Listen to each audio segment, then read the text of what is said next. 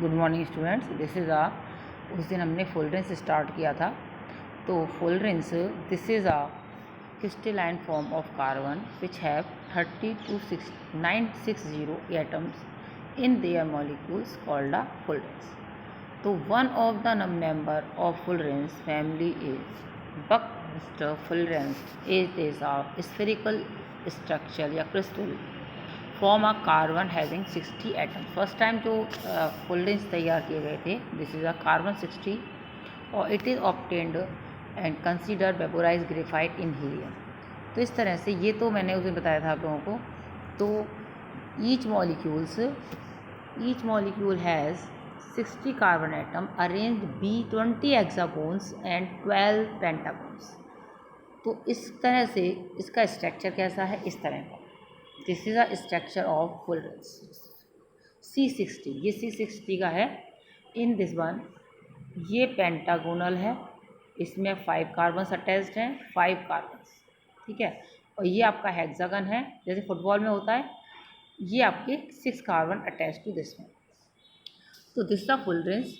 और ये जो स्ट्रक्चर है fullerenes, this is discovered by Curl Smalley और which the scientist were awarded Nobel prize 1996 में नोबेल प्राइज़ इनको मिला था.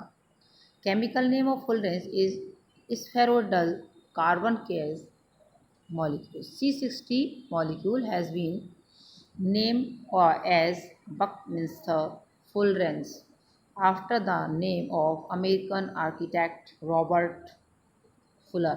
इसके नाम पर who designed steel structure similar to those of Fullerene's molecules.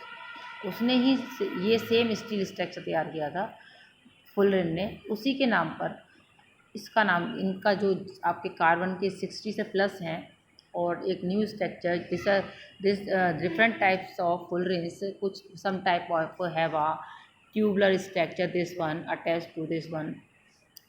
तो डिफरेंट टाइप्स, हर अलग तरह से ये आपस में एक दूसरे से अटैच्ड हैं और ये नंबर ऑफ इनके पॉइंट्स हैं. तो अब नेक्स्ट आते हैं हम ऑर्गेनिक कंपाउंड. अब हम ऑर्गेनिक कंपाउंड से स्टार्ट करते हैं कि what is the organic compound. थोड़ा सा मैंने बताया था कि organic compound these present in living organism. तो all organic compound consist of carbon and hydrogen atoms. Many organic compounds most of carbon and hydrogen form carbon atoms, ठीक है. Organic compound बने जो होते हैं वो कार्बन हाइड्रोजन से होते हैं. But some other organic compounds, जैसे फॉर एग्जांपल ऑक्सीजन है अटैच, नाइट्रोजन अटैच रहती है, सल्फर अटैच रहता है, फॉस्फोरस रहता है, हेलोजन रहता है, क्लोरीन, ब्रोमीन और आयोडीन. These are halogens. तो these are attach to the hydrogen carbon, ठीक है. मतलब हाइड्रोजन नहीं होगा तो फिर नाइट्रोजन या फिर सल्फर या फिर phosphorus, but attach to the carbon.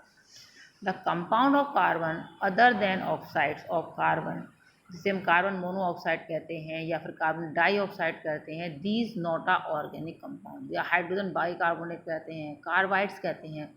These are organic compounds.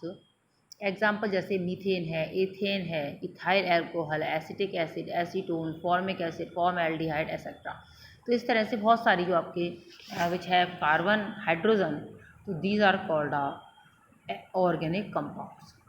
In living all living organism like plant हैं, एनिमल्स हैं, all type of living organism contain 4 major categories of organic compounds. जैसे for example carbohydrates हैं, आपके बचपन से पढ़ना, इसमें पढ़ा था अपन ने, carbohydrate, lipids, proteins and nucleic acid. Nucleic acid means DNA. This have nitrogen, ठीक है. तो इस तरह से ये जो आपका है, तो फ्रॉम द लिविंग, तो न्यूक्लिक एसिड होते हैं. तो 1828 से इट वाज थॉट दैट कि organic compound could be derived from animal और plant also, from the living organism only. These are organic compounds which present in living organism. जैसे for example आपके carbohydrates हैं, proteins हैं. तो the are different types of organic compound which have large carbon cycle. अब next आते हैं और characteristic of organic compound. Organic compound की क्या कैरेक्टरिस्टिक्स क्या है, तो ये आपको देखा है ऑर्गेनिक केमिस्ट्री कहलाती है, in which the branch of chemistry dealing with organic compound, जिसमें हमें ऑर्गेनिक कंपाउंड के बारे में पढ़ते हैं उसको हम कहते हैं ऑर्गेनिक केमिस्ट्री। अब आते हैं characteristic of organic compounds. First is composition. Composition means an organic compound generally consist, composition किस किस का होता है, जैसे मोस्ट ऑफ कार्बन, हाइड्रोजन, जो आपकी कंपोजिशन है ये वाला, ठीक है। इसमें आपको मिलेगा कार्बन है, हाइड्रोजन है, ऑक्सीजन और सम कंपाउंड। मेन कंपाउंड कौन से हैं, मेन जो कंपोनेंट है वो है आपके कार्बन और हाइड्रोजन। इसके अलावा और क्या कंटेन हो सकता है, ऑक्सीजन कंटेन, नाइट्रोजन हो सकती है, सल्फर हो सकती है, phosphorus and halogens present in this one, ठीक है। अब नेक्स्ट आते हैं nature. All organic compounds are non ionic in nature because these share to each other atom. जो आपके इलेक्ट्रॉन्स हैं वो शेयरिंग करते हैं, ना कि वो किसी को लॉस करता है या फिर गेन करता है। In this condition all organic compounds are non ionic in nature. The various atoms of other elements are joint to carbon atom with covalent bonds, जो हम आगे पढ़ चुके हैं। तो these are called a covalent bond. वो क्या कहला रहे थे, आयोनिक बॉन्ड्स, ये कहलाएंगे आपके कोवैलेंट बॉन्ड्स। अब आते हैं next is solubility. This one, solubility, most of organic compounds are insoluble in water but soluble in organic solvents like alcohol, ether, benzene। तो ये सब जो solubility है, most of organic compound insoluble होते हैं वाटर में और soluble होते हैं किसमें, अल्कोहल में soluble होगा, ईथर में होगा, बेंजीन में होगा। अब आते हैं नेक्स्ट इज मेल्टिंग पॉइंट और बॉइलिंग पॉइंट। हम आयोनिक कंपाउंड में पीछे पड़ गए थे क्योंकि because have a share not a sharing given, तो लॉस और गेन होता था। तो वहाँ पर क्योंकि बॉन्ड जो आपस में बॉन्डिंग थी पॉजिटिव आयन और नेगेटिव आयन के बीच में थी, इसलिए वहाँ मेल्टिंग पॉइंट बहुत ज़्यादा था। तो all organic compounds have relatively low melting point और बॉइलिंग पॉइंट।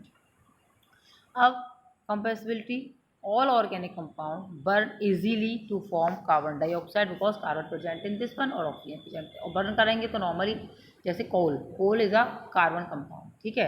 जब हम बर्न करते हैं तो कार्बन डाइऑक्साइड निकलेगी और वाटर वेपर्स क्यों निकलेंगे, क्योंकि हाइड्रोजन प्रेजेंट है, ठीक है। तो इसलिए all organic compound when burn easily to form carbon dioxide and water vapour in this one, ठीक है। तो ये हो गया आपका पूरा